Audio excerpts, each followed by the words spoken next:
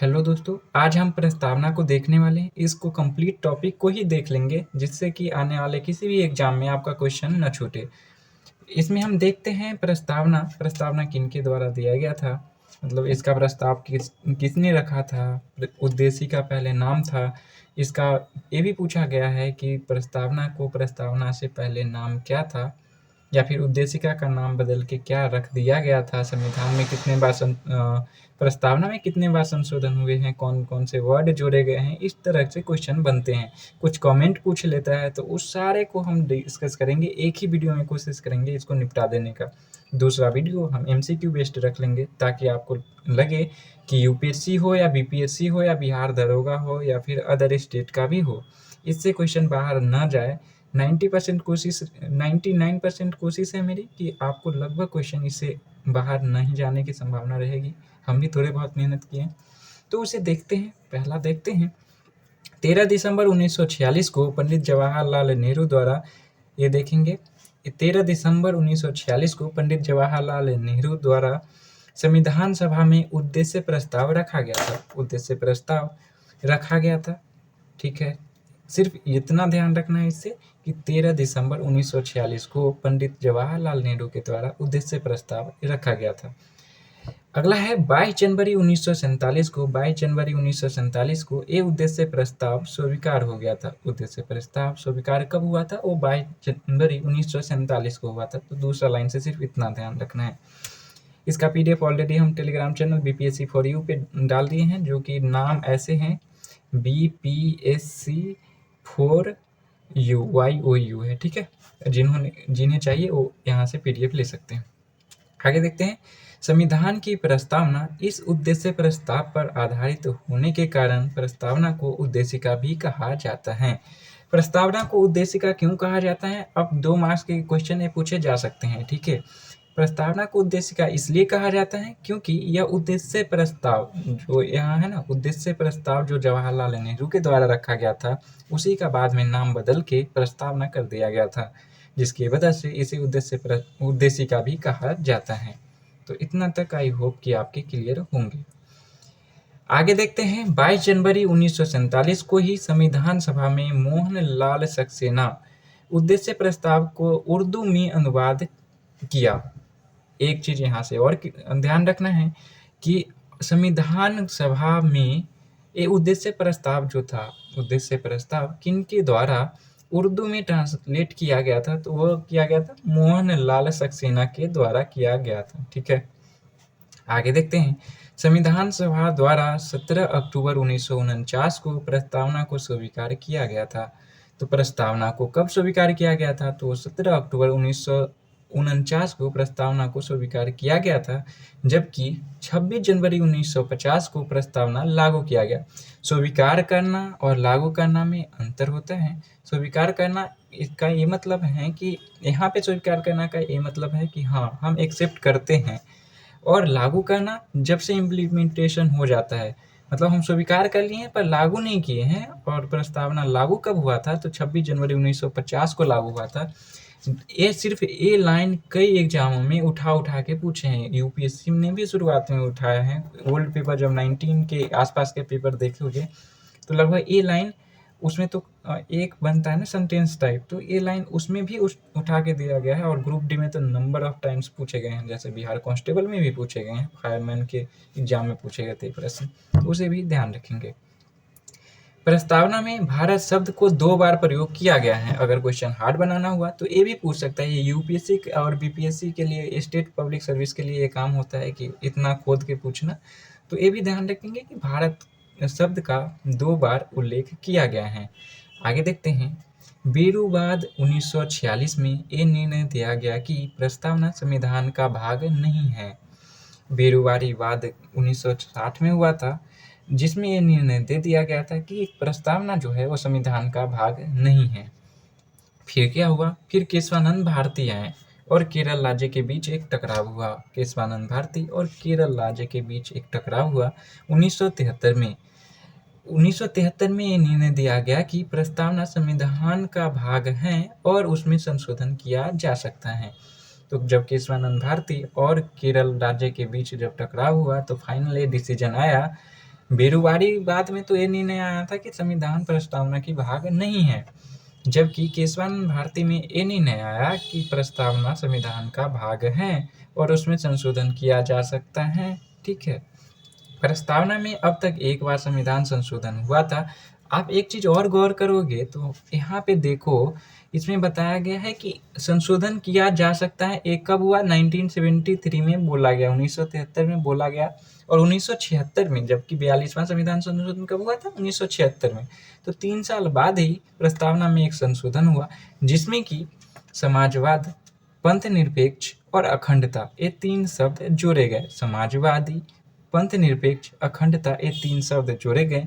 इसका क्या मतलब होता है, हम आने वाले समय में इसको भी बताएंगे। मतलब इसी वीडियो में हम बताने वाले हैं इस समाजवादी का क्या मतलब होता है, पंथ निरपेक्ष का क्या मतलब होता है, या फिर अखंडता का क्या मतलब होता है। ठीक है, हम आगे बढ़ते हैं, देखते हैं प्रस्तावना को एक बार हम पढ़ लेते हैं। वैसे तो हम सब ने पढ़ा भी होगा, आपको रिकॉल करने के लिए, क्योंकि ये लाइन से सीक्वेंस में प्रश्न पूछे गए हैं। ये लाइन को आप एग्जैक्ट ध्यान रखेंगे, क्योंकि आपको बताएंगे हम कौन कौन से क्वेश्चन आपको सीक्वेंस में लगाने को पूछ दिया गया था, और ये बिहार दरोगा में ही लगाने को पूछा था।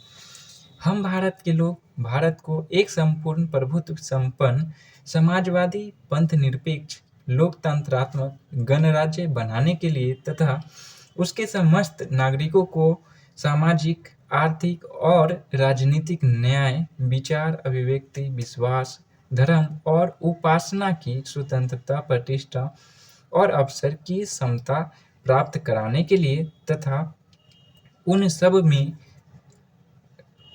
में व्यक्ति की गरिमा और राष्ट्र की एकता और अखंडता सुनिश्चित करने वाले बंधुत्व बढ़ाने के लिए दृढ़ संकल्प होकर अपनी इस संविधान सभा में आज तारीख 26 नवंबर 1949 को मिति मार्गशीर्ष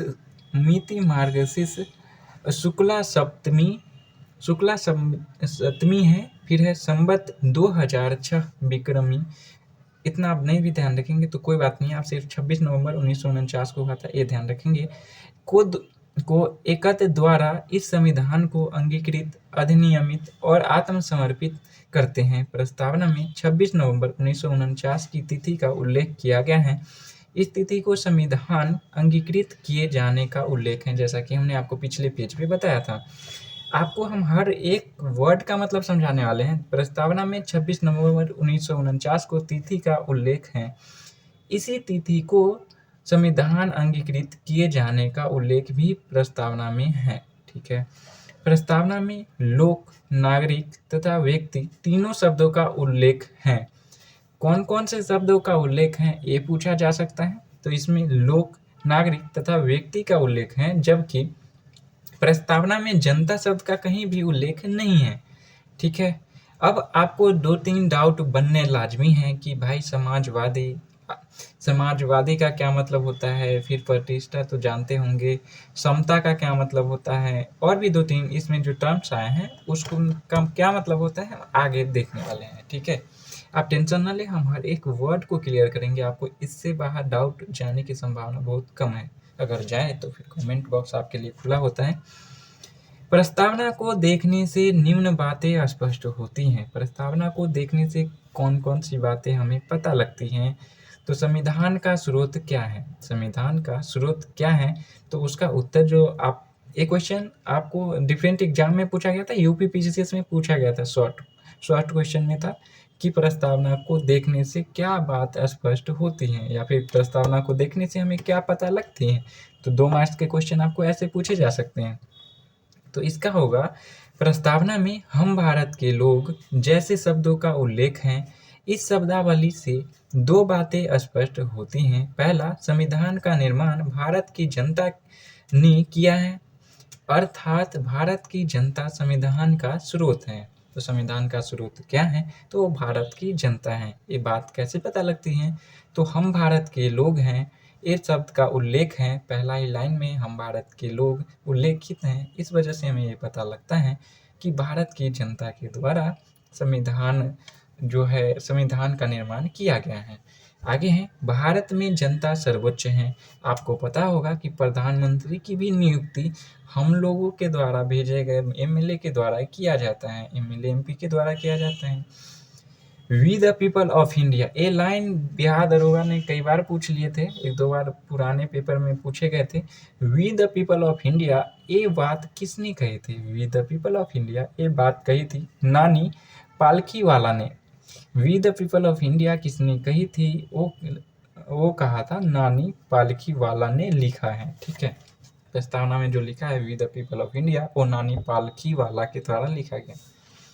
आगे देखते हैं, सरकार का स्वरूप क्या है? सरकार का स्वरूप क्या है? वो है प्रभुत्व संपन्न समाजवादी। अब प्रभुत्व संपन्न का पहले मतलब पता होना चाहिए। तो प्रभुत्व संपन्न का मतलब ये होता है कि भारत स्वतंत्र विदेश नीति का अनुसरण करता है, अर्थात भारत आंतरिक व बाह्य मामलों में पूर्णतः स्वतंत्र होता है। इसका क्या मतलब है? इसका मतलब सिंपल है कि भारत अपना निर्णय खुद ले लेता है। मतलब ये है कि हम किसी के दबाव में नहीं आते हैं, जैसा कि अभी कंट्रोवर्सी भी थी कि रसिया से बैन होने के बावजूद भारत तेल क्यों खरीद रहा है? तो क्योंकि भारत प्रभुत्व संपन्न है, क्यों अपना डिसीजन विदेश नीति वो भारत के जो भी नेता है, जो भारत की जनता के द्वारा चुना गया है, वो खुद ले सकते हैं। इसी को बोलते हैं प्रभुत्व संपन्न। मतलब अपना डिसीजन हम खुद अगर ले रहे हैं तो हम प्रभुत्व संपन्न हैं, ठीक है। जैसे अपने फैमिली का डिसीजन अपने पापा लेते हैं तो वो बोल सकते हैं कि हम प्रभुत्व संपन्न हैं, ठीक है। अब बात करते हैं समाजवादी का। समाजवादी का क्या मतलब होता है? मूल संविधान की प्रस्तावना में ये शब्द उल्लेखित नहीं था, 42वें संविधान संशोधन द्वारा इसे जोड़ा गया। इसे समाजवादी शब्द का उल्लेख पहले प्रस्तावना में नहीं था, जैसा कि हमने बताया था। 42वां संविधान संशोधन 1976 के द्वारा समाजवादी पंथनिरपेक्ष समाजवादी शब्द जोड़ा गया था, ठीक है। इसका ये तात्पर्य है कि संसाधनों पर सरकार का नियंत्रण होगा। जो भी सरकारी संसाधन है वो सारे पे, जैसे रेलवे को देखते हैं तो सरकार का संपत्ति है, मतलब सरकार के अधीन होगा, सरकार का नियंत्रण होगा, जो चाहेगी वो करेगा। जैसे मोदी जी अभी बेच रहे हैं, क्यों बेच रहे हैं? तो समाजवादी के कारण ही बेच रहे हैं, ठीक है। आगे देखते हैं, 1991 से आर्थिक सुधार लागू करने के बाद प्रस्तावना में उल्लेखित समाजवादी शब्द पर अप्रासंगिक हो रही है। 1991 में एक आर्थिक सुधार लागू हुआ था, जो कि समाजवादी शब्द अप्रासंगिक का ये मतलब होता है कि वो लागू नहीं हो रही है, मतलब आर्थिक सुधार आने के बाद ये अप्रासंगिक हो गई है। राज्य की भूमिका कम होने को राज्य पश्चगमन भी कहते हैं। अगर किसी राज्य की भूमिका कम कर दी जाए, जैसे बिहार की ही भूमिका, बिहार सरकार की भूमिका, बहुत सारी भूमिका वो सेंट्रल गवर्नमेंट ले ले, तो उसे क्या बोलेंगे? उसे पश्चगमन बोलेंगे। अगर वन लाइनर टाइप में ये क्वेश्चन पूछा जा सकता है, संभावना है, इस वजह से ये लाइन हमने ऐड कर दी है। आगे देखते हैं, पंथ निरपेक्ष। पंथ निरपेक्ष का क्या मतलब होता है? मूल संविधान की प्रस्तावना में पंथ निरपेक्ष शब्द का उल्लेख नहीं था, इसको भी 42वां संविधान संशोधन द्वारा जोड़ा गया था, तो ये बात हमने आपको बताया था। आगे देखते हैं, संविधान सभा के सदस्य ब्रजेश्वर प्रसाद ने इस शब्द का प्रस्तावना में जोड़ने का प्रस्ताव रखा था, जिसे स्वीकार नहीं किया गया था। प्रारंभ में तो स्वीकार नहीं किया गया था, लेकिन बाद में अनुच्छेद 25 एकमात्र अनुच्छेद है जिसमें पंथ निरपेक्ष शब्द का उल्लेख है। तो इसका उल्लेख कहाँ पे है? तो अनुच्छेद 25 में इसका उल्लेख है। और पंथ निरपेक्ष का अब अर्थ बताते हैं कि क्या होता है पंथ निरपेक्ष का अर्थ। तो पंथ निरपेक्ष का जो अर्थ है वो है, राज्य धार्मिक मामलों में हस्तक्षेप नहीं करेगा। आपका मन है तो हिंदू धर्म को मानो, मुस्लिम धर्म को मानो, या फिर सिख, ईसाई, जैन, ये आप पे डिपेंड करता है कि आप किस धर्म को मानते हैं। दूसरा है, राज्य किसी एक पंथ को बढ़ावा नहीं देगा। आगे देखते हैं, राज्य सभी धर्मों के साथ समान व्यवहार करेगा, ठीक है। सभी धर्मों के साथ समान व्यवहार करने से क्या मतलब है? जैसे हम हिंदू हैं या फिर मुस्लिम हैं या फिर सिख हैं, ईसाई हैं, तो इसको लेके कहीं भेदभाव नहीं करेगा। लेकिन आरक्षण का कैटेगरी अलग हो जाता है। मतलब ये है कि पूजा पाठ कोई कर रहा है तो उसको बढ़ावा नहीं दे, या फिर जो नहीं कर रहा है उसे फोर्स न करे, ये काम नहीं कर सकता राज्य का। एक पंथ निरपेक्ष होने का मतलब ये है, राज्य धर्म विरोधी नहीं है। मतलब राज्य किसी भी धर्म का विरोध नहीं करेगा। जैसे कि आप एग्जाम्पल ले सकते हैं योगी आदित्यनाथ का, जो कि सनातन धर्म से हैं, फिर भी वो किसी और धर्म का, हाँ भले ही वो पूजा न करते हो या फिर न मानते हो, पर किसी और धर्म के खिलाफ कुछ भी कमेंट नहीं करते हैं, ठीक है। आगे देखते हैं एक कोटेशन जो हम लिखे थे, न पूछो मेरी मंजिल कहाँ है, अभी तो सफ़र का इरादा किया है। न पूछ मेरी मंजिल कहाँ है, अभी तो सफ़र का इरादा किया है। किसी और से नहीं, ये खुद से वादा किया है। तो ज़रूर आप लोग भी जल्दी से कामयाब हो और कुछ बेहतर करें अपने लाइफ में, अपने समाज के लिए, क्योंकि अपने लिए जीना वो जानवर भी जी लेता है, दूसरों के लिए जियो तो मज़ा है। आगे देखते हैं सरकार का स्वरूप कैसा है। सरकार का स्वरूप कैसा है तो उसको देखते हैं। लोकतंत्रात्मक है। लोकतंत्रात्मक का क्या मतलब है? जनता का जनता द्वारा तथा जनता के लिए शासन होता है। इसका ये मतलब है कि हम जनता के भलाई के लिए ही सारा काम हमारी सरकार जो करती है वो जनता के भलाई के लिए कैसी है, जैसे सब्सिडी देना या फिर रोड का प्रॉपर निर्माण करवाना, और भी बहुत सारे काम हैं। जैसे कि आपको जो मिल रही होंगी, क्या बोलते हैं, अभी जो राशन फ्री 2 साल से मिल रही हैं, ये सारे काम, तो ये लोकतांत्रिक देश में होता है। आगे देखते हैं, भारत में हमेशा मत द्वारा सत्ता परिवर्तन हुआ है। भारत में हमेशा मत द्वारा ही सत्ता परिवर्तन हुआ है। जैसे अपना नापाक, अपना पड़ोसी पाकिस्तान है, वो हमेशा ही वहाँ क्या लग जा रहा है, बार बार आर्मी है, आर्मी का शासन लग जा रहा है। म्यांमार भी देखो तो वहाँ भी आर्मी का शासन लग जा रहा है। लेकिन भारत एक ऐसा देश है जहाँ हमेशा ही मत से ही हुआ है चुनाव, जो भी हुआ है मत से ही हुआ है सिलेक्शन किसी का प्राइम मिनिस्टर की पोस्ट तक। आगे देख लेते हैं, संविधान लागू होने के साथ ही भारत में वयस्क मताधिकार प्राप्त हो गए थे। वयस्क मताधिकार का मतलब है अभी क्या है, 18 साल के अगर हैं तो आप वयस्क में काउंट होंगे। और वयस्क मताधिकार का मतलब है कि अगर 18 वर्ष की उम्र से अधिक हो गई हैं आपकी, तो आप वोट डालने लायक हो गए हैं। ऐसे इसका वयस्क मताधिकार का मतलब होता है। मतलब you are eligible for elected any member of parliament और एनी अदर देन। आगे देखते हैं, 73वें और 74वें संविधान संशोधन द्वारा किसी स्थानीय निकायों को संवैधानिक मान्यता दी गई है। इन संस्थानों में प्रत्येक 5 वर्ष में चुनाव कराना अनिवार्य है। जैसा कि आपको पता होगा, 11वां संविधान संशोधन जो हुआ था, 73वें संविधान संशोधन हुआ था और एक 74वें संविधान संशोधन हुआ था। इसके द्वारा स्थानीय निकायों को जोड़ा गया था, जिसमें ग्राम पंचायत हो गया या फिर जिला पार्षद हो गया, ये सारी चीज़ों को जोड़ा गया था। तो ये 73वें और 74वें संविधान संशोधन में किया गया था। 73वें संविधान संशोधन और 74वें संविधान संशोधन कंप्लीट एक टॉपिक ही बनाता है स्थानीय निकायों को लेके, तो हम उसको भी कंप्लीट करेंगे आगे आने वाले समय में। और आपको भी पता होगा कि ग्राम मुखिया का चुनाव जो आप लोग देख रहे होंगे, बिहार में एक मुखिया करके पोस्ट होता है, उसका चुनाव जो होता है हर 5 वर्षों के बाद होता है। तो इसका कहने का मतलब ये है। अगला देखते हैं, गणराज्य या रिपब्लिक। गणराज्य होने का क्या मतलब है? देश का सर्वोच्च पदाधिकारी निर्वाचित होता है।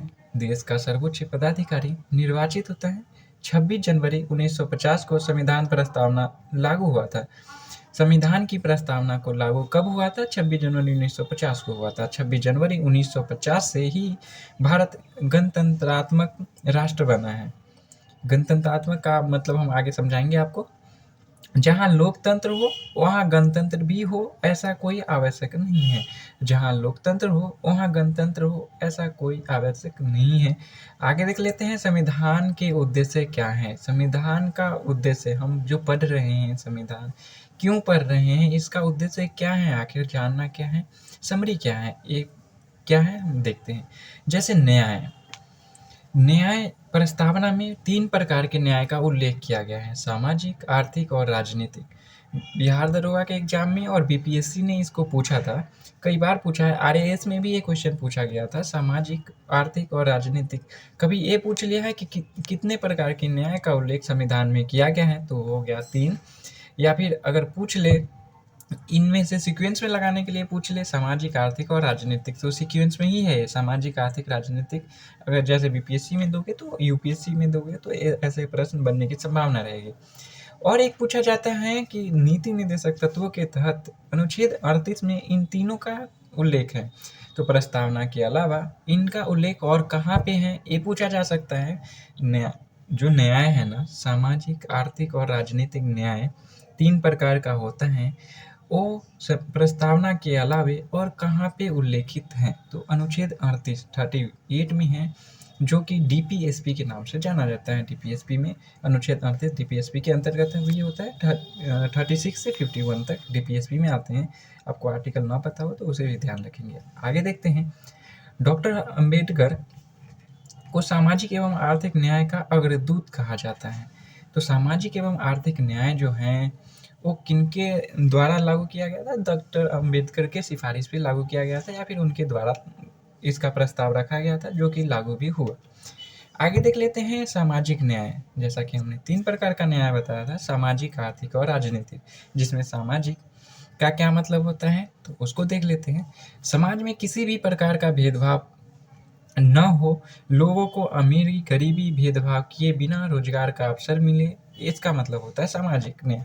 हम सिंपल वर्ड में आपको बताएं कि आपसे किसी जाति धर्म विशेष के आधार पे किसी भी चीज़ में रोजगार न दे के, मतलब आरक्षण का कैटेगरी एक अलग हो जाता है, पर आपको इसमें कोई भेदभाव नहीं किया जा सकता कि आप किसी न्यून कास्ट से है तो आपको ये जॉब दिया जाएगा, किसी अपर कास्ट के हैं तो वो जॉब आपको नहीं दिया जाएगा, या फिर वाइस वर्सा जो भी हो, ऐसे सरकार नहीं कर सकता। ये प्रस्तावना में उल्लेखित है। सामाजिक न्याय का मतलब ये होता है।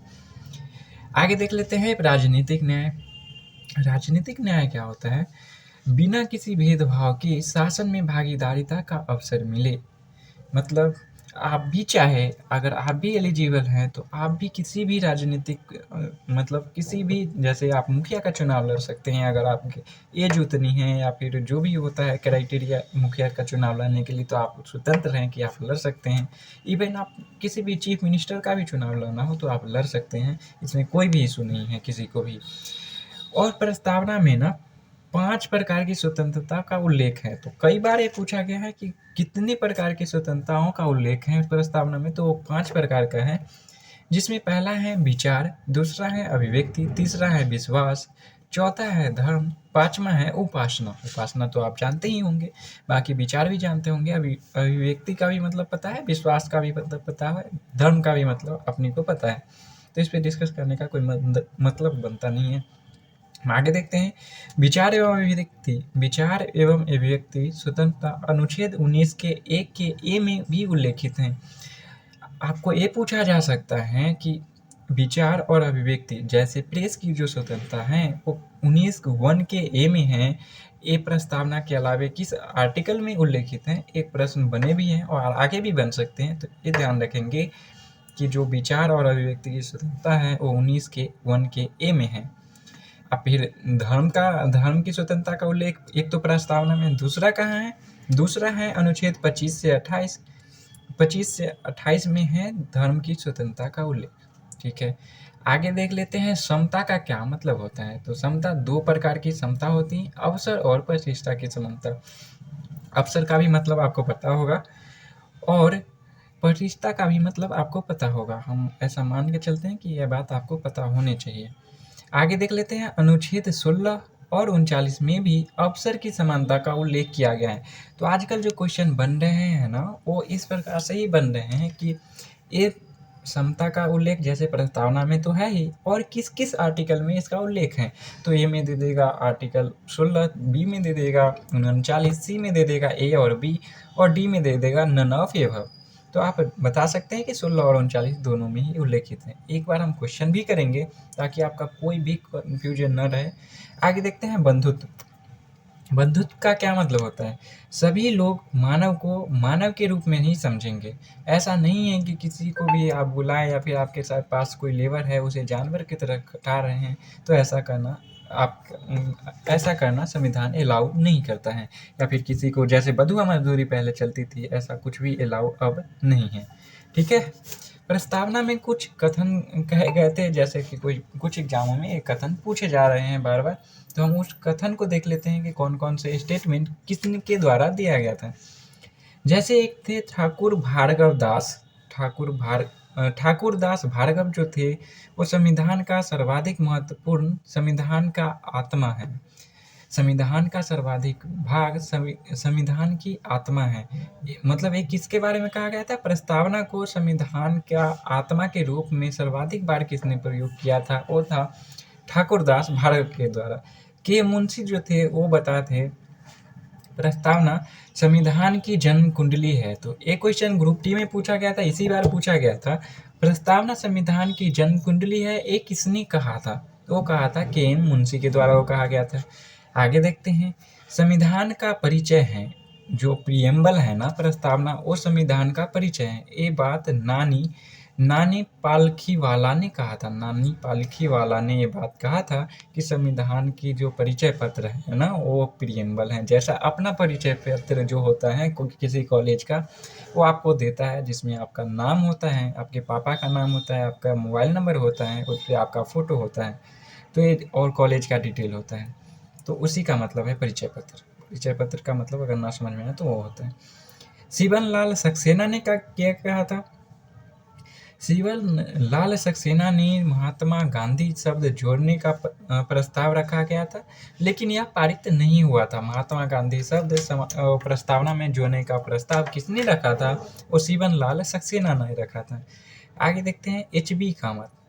एच.बी. कामत ने ईश्वर शब्द जोड़ने का अनुरोध किया था, पर ये भी नहीं हो पाया, क्योंकि हमारे ये ज़्यादातर वर्ड ईश्वर हिंदू धर्म से रिलेट करता है, इस वजह से।